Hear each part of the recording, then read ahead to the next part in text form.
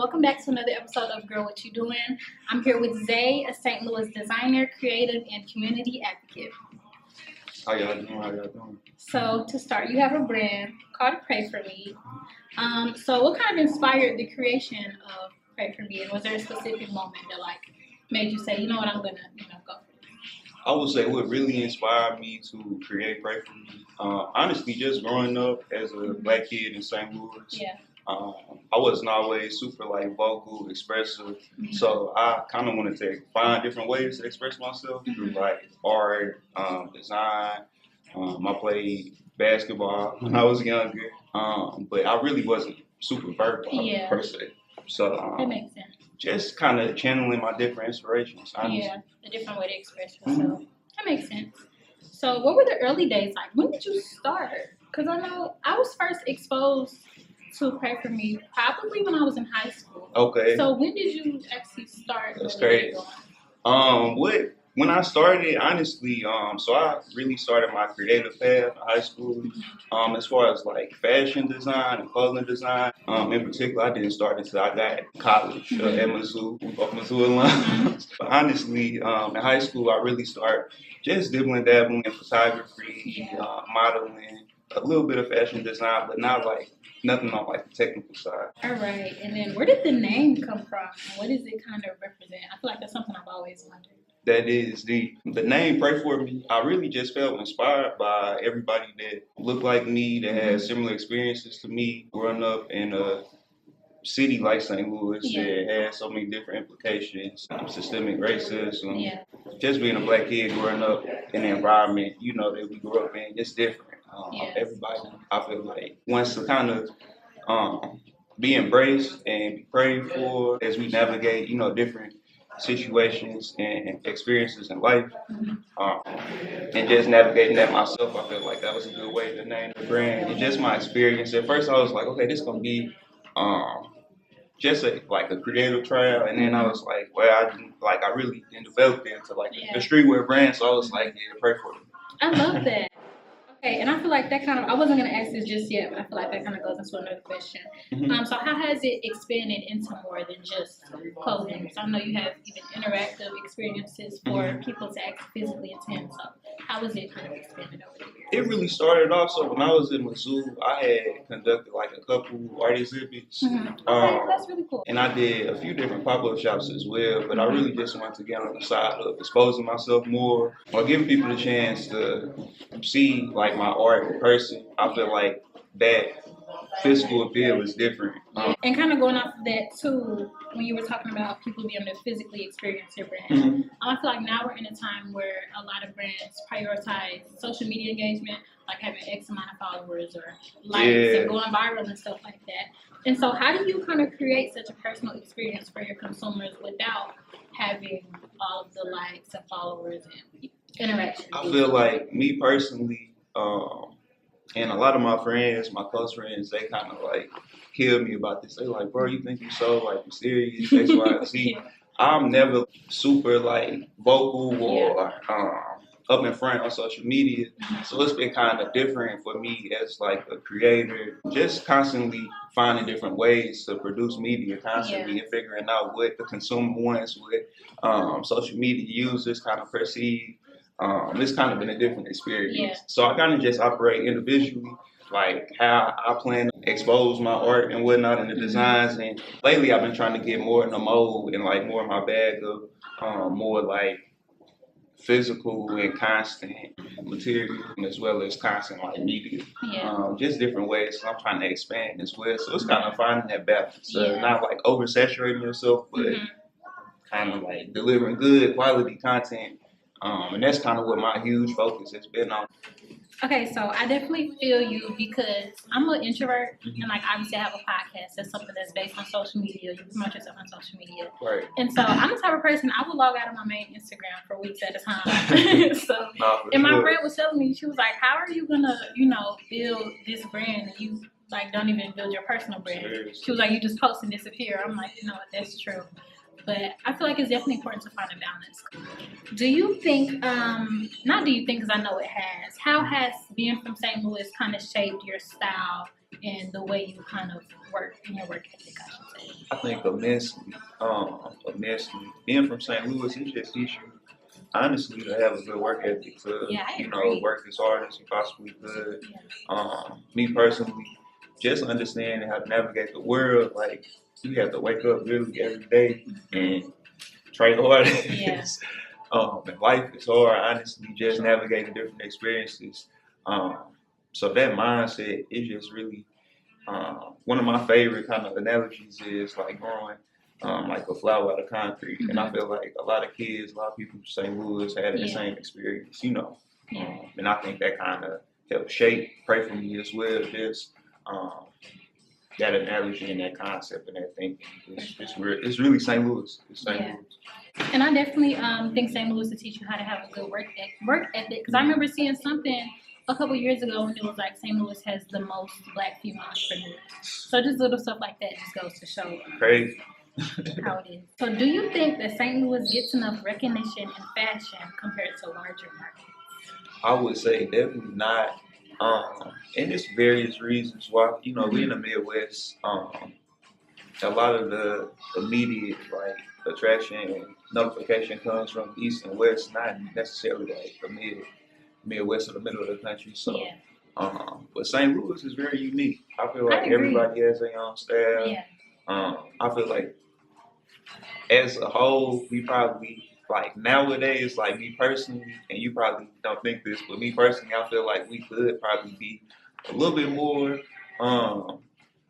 progressive as far as like certain facets, not even just like style or fashion in particular, but yeah, I think it's to each his own. Yeah. Everybody has their own, you know, swag. Whatnot. You know, people gonna do them at the end of the day. So I definitely think it's underrated.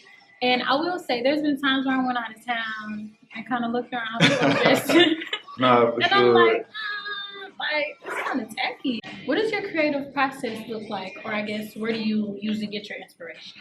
My creative process is kind of sporadic, honestly. Yeah. I feel like I get inspired by literally everything. My experiences, the people I talk to, the people I'm around. My main like inspirations growing up, I probably would say was like Kanye, Lil Wayne, Pharrell, Nigo. I could go on, but like different athletes, honestly. Like as I started to get older, I like different artists like Basquiat, Andy Warhol, variety of other different artists. Takashi Murakami. My first CD was Graduation, and he did the artwork, of course, for Graduation. So as a kid, I was kind of geeked, like just growing up and learning about all these different artists and whatnot. So I feel like that's definitely where like everything kind of derived from. That's cool. What's been the hardest part of building a business and just establishing yourself? The hardest part, I feel like, really just building a business, being established. Because there's so many different factors that kind of comes into it, depending on like what you do for your business. So like, I would say proximity. Purely, I feel like it's my biggest hardship, just being in St. Louis and trying to navigate different ways to connect to people in the city and outside the city.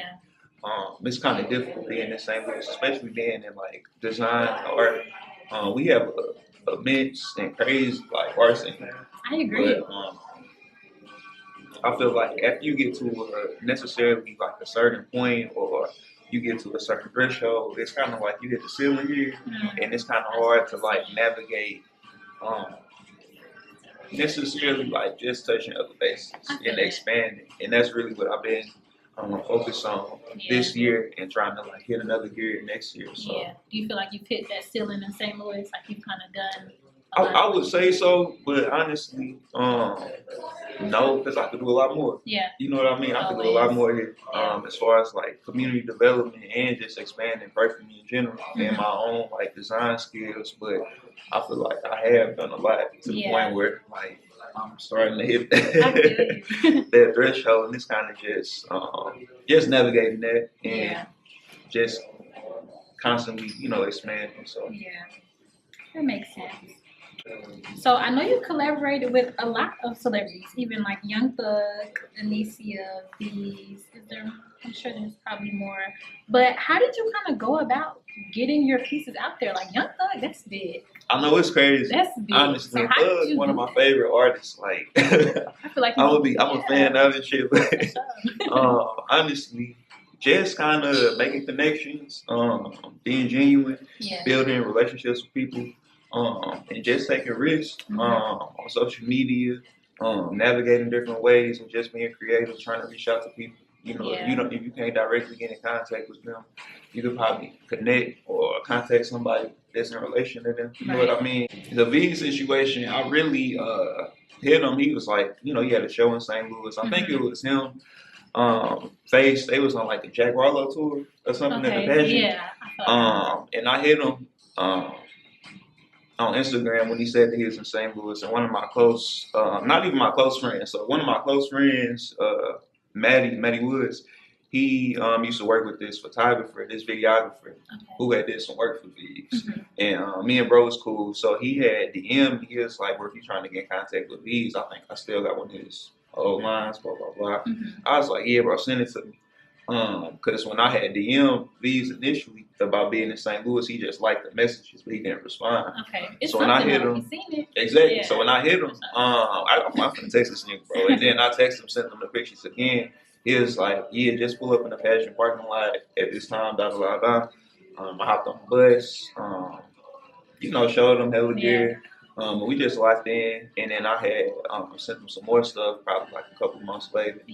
And then he definitely, you know, fucked with it. Obviously, he was wearing it. That's so cool. I love these. Oh my God. Concerts all day. It's just making them connections. And we are human beings at the end of the day. So, like, if your product, your art, whatever you're doing, your business, if it's like good quality work, people gonna connect and embrace it regardless. Because we are humans. So I think that's important to keep in mind too when you trying to connect with celebrities or you know, influencers or whoever. You know, we are just regular people at the end of the day. I love that. That's real cool. So how do you give back and stay connected with your community through your work? So in multiple ways, honestly. I had built the concept. I connected with a variety of different creators in St. Louis to do like the tornado disaster relief, the Z or T campaign. So we did like a group concept design, released the T, and donated like 100% of the funds to 2 Black families who experienced, you know, or were impacted by the tornado. And that was super fun, just getting an opportunity to be creative and figure out different way to give back. Outside of that, though, in my like professional career, I'm not gonna say exactly where I work, but currently, like full time because I'm super multifaceted and to help fund PrayForMe since I've been out of college. I also been working full time. So my current job, I work with like at-risk teams in St. Louis as far as like career development, helping provide like different mental health and behavioral services, and just like wraparound services. That's the organization I work for. They kind of learn like a trade and whatnot, get their education and certification. So yeah, that's been super fun. Just being able to impact people directly in the city and give back to, you know, kids that was in similar experiences, or I feel like that I see myself in when I was young, you know. So I love that. And then with the whole tornado thing, it was a very sad, terrible thing to happen in St. Louis. But it was also nice to see how many people were able to come together and kind of just help each other out after that. Even I tried to do what I can. I went to the store, bought some essentials, and you know, make sure they got. It's what really levels to like the connectivity of the city, how close and fast everybody embraced each other. Yeah, for sure. It was a beautiful thing to see in the midst of all that, you know, tragedy and whatnot, but for sure. All right. If you could describe PrayForMe in 3 words, what would they be? 3 words. That's not a lot. Look, the first word I would say innovative. And I would say that because that's the main thing that me personally, and I feel like my group of friends that I work with have been trying to push in St. Louis and just in general, in our personal lives and in the creative community here, is just being innovative, pushing the status quo, Um, number one was innovative. Number two, I would say um, expression, because that's the one of the main facets that made me create the brand. Um, just wanted to be able to express myself in different avenues, creatively through painting, fashion design, photography, whatever I really clinged onto when I was younger. And I'm still doing that. That's really what kind of pushed me. And number three, I would say it's kind of tough. Three words. Yeah. Pray for. Number three, I would say progressive. Okay. Progressive, and in a sense, more so like we're building a community. The art that we're creating and pushing is progressive in the sense that we're challenging people to think and really like want to express themselves, honestly. So, how do you handle like creative block? Because I know it's something all creatives experience at some point. So how do you want to deal with that? creative block, it's hard because as a creative, and I feel like in life, what I kind of learned, especially as a creative, is that you kind of have to navigate experiencing every emotion. That's kind of one of my favorite Nipsey quotes. Is you're gonna go through different experiences in life, but you have to go through each phase and kind of experience every emotion, whether that's being angry, happy, sad, like the way life is built. You're not always gonna feel the same way every day when you wake up. So just understanding that, and as I've grown older, creative blocks are crazy because you could be so busy in your everyday life and not having like the inspiration or the motivation to create is difficult. But I feel like you get through it just by living life and having grace with yourself and trying to seek inspiration, mainly seek inspiration, travel, live more, and just try to have a little bit more fun. That's what I do. So. Most definitely. I feel like I do similar stuff. Just being able to go out and see something other than what you see every day, because I work a lot too, so I don't know, it'd be hard to kind of get lost in the work. Seriously. And then when you do have free time, you just want to chill. Yeah, it's limited. Your time is not super. And time, I feel like, is one of the most valuable things. So just trying to find time to seek inspiration or travel, I think is important. Or, get out your comfort zone. So. Where do you see yourself and PrayForMe within the next, I guess, 5 to 10 years? That's a great question. Honestly, it's a concept that I feel like it's going, and I've been trying to get in the habit of planning ahead more. Me personally, I feel like I want to expand my design skills in terms of like airbrushing, sewing. Recently, I've been thinking about going back to school and getting my master's in design. And that helped me navigate, other channels too. As far as PrayForMe, as I said, I really just want to build PrayForMe to the biggest that it could be and reach as many people that I could possibly reach and connect with, and relate to me and relate to the community of the brand. As far as how big it gets or how big I personally get, it's up to God at the end of the day. But my personal goal is just to keep expanding my skill set, and hopefully that will help PrayForMe as well in relation. So, but I feel like PrayForMe, I want to get into more cut and sew work, more popular shops out of the St. Louis and different cities, Chicago, Atlanta, different places that I definitely need to touch. What else? Connecting with different other brands, I feel like outside and locally, I think would be super fun. I've been wanting to work with a lot of my friends and a lot of other creatives here, and like I said, out of the city, it's a lot of talented people. But that's mainly, I feel like, the goals in 5 to 10 years. I don't know exactly like how that would look, but I am planning right now, trying to create a vision of what it would look like. So that's my goal. I love that. And then, do you have a specific brand or person that you either have worked with and you've always wanted to work with them, or haven't worked with them yet and would like to? It's a lot of people I want to work with, and I'm not just gonna name everybody. I feel like one person definitely that I will be working with is one of my close friends, Stan. Stand North by Stand North, that's his brand. We've been trying to connect and build different designs and whatnot. We had a lot of experience at Mizzou, working together and whatnot. That's my brother. It's a lot of people I want to work with, honestly, though. It's a lot. And I feel like as time probably transpires, I get the opportunity to connect with them more. Check them out. Yeah, but I definitely want to keep building. Pray for me right now to the point where, like, when it is time, I could, navigate that. So that makes sense. What's one piece of advice you would give to any creative that doesn't know where to start? One piece of advice, I would say, just learn and don't be scared to fail and just embrace the learning process. Seek inspiration and build off of that inspiration, honestly. And that's what I did. It's not being like creative or just being in any type of industry or field. I feel like you just have to embrace the journey that, the beginning experience, when you actually successful in the field. Embrace every step because, you'll look back once you are further ahead and be like, well, I really did that. Or I really took a risk and I took a chance on myself to do this and that or whatever, you're doing personally. That's what I would say. Yeah, I definitely feel that. And even with me, like I've always wanted to start my podcast, but when I did it, so it was my senior year of college.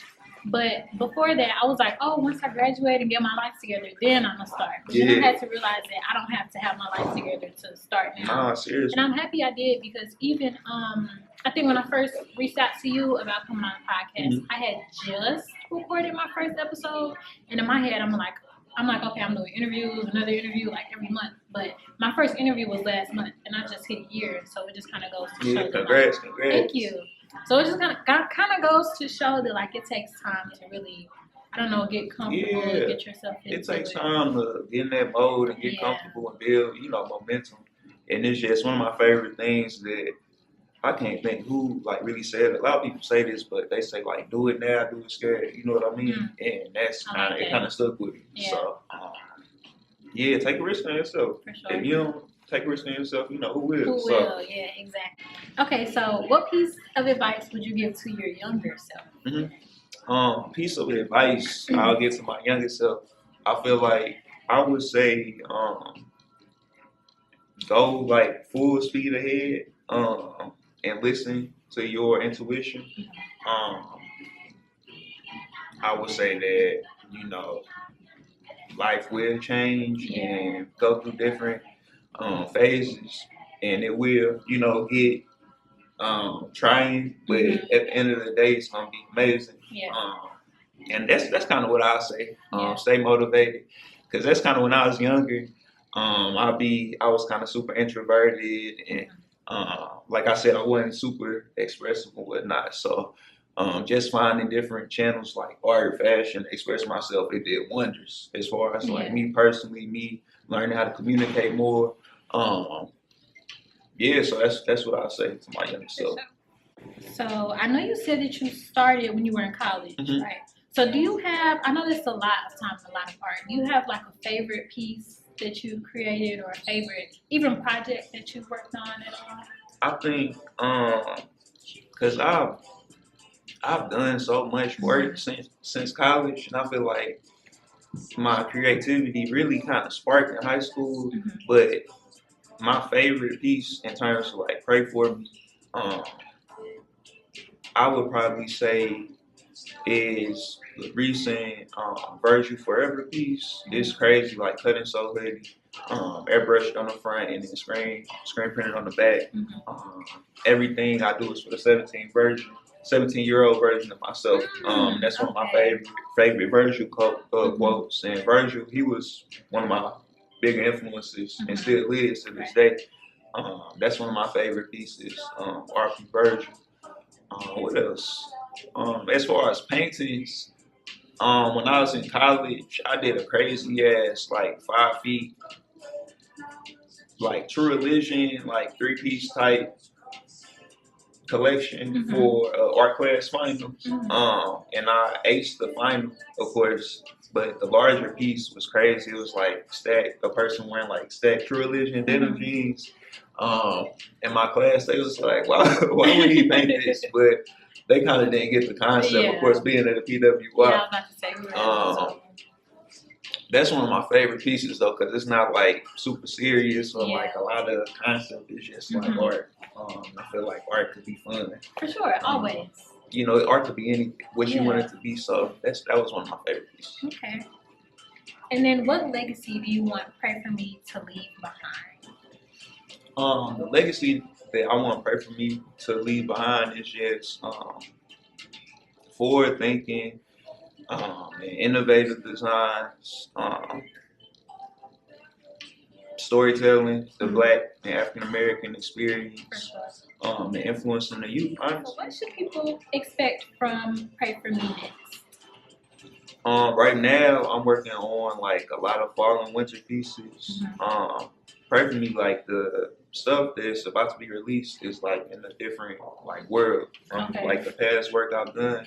I feel like the past 2 years, I really just been trying to go into a different space and just work on like world building and storytelling. That's the basis of the brand in itself. But the new like pieces that are about to release, fall, winter, like related pieces.